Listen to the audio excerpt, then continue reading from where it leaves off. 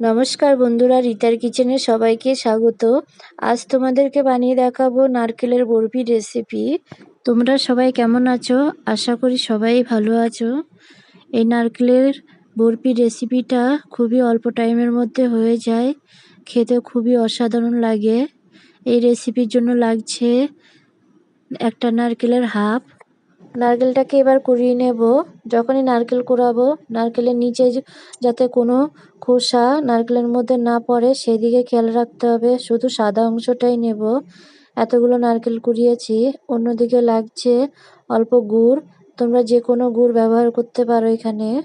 এবার মিক্সচারের বাটির মধ্যে এক এক করে নারকেল দেব। তারপর লাগছে 5টা এলাচ আর দেব গুড়। লাগছে পরিমাণ মতো, এখানে হাফ বাটি দুধ দিচ্ছি, আরও লাগলে পরে দেব। এবার ভালো করে মিক্সচারে পেস্ট করে নিচ্ছি মিহি করে।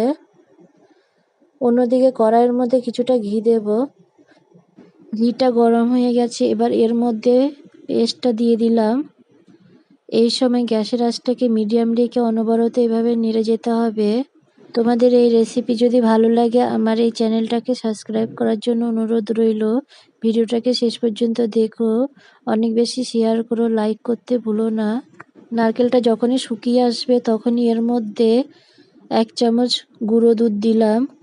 এবার গুঁড়ো দুধের সাথে নারকেলটাকে ভালো করে মিশিয়ে নিতে হবে। গ্যাসের আঁচটাকে তখন লো করে রাখবো।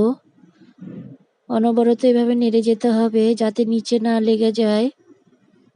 নারকেলের বরফি একবার করে ফ্রিজে স্টোর করে রাখতে পারো, তা 5-6 দিন ধরেও নষ্ট হবে না। যখন দেখবে নারকেলটা এভাবে আঠালো হয়ে গেছে তখন গ্যাসের আঁচটাকে বন্ধ করে দেবে। এবার থালার মধ্যে রেখে দেব। হালকা ঠান্ডা হয়ে গেলে এর উপরে কাজু আর কাঠবাদামের গুঁড়ো এভাবে ছড়িয়ে দিতে হবে। হালকা হাতে অল্প অল্প করে চেপে চেপে বসিয়ে দিতে হবে।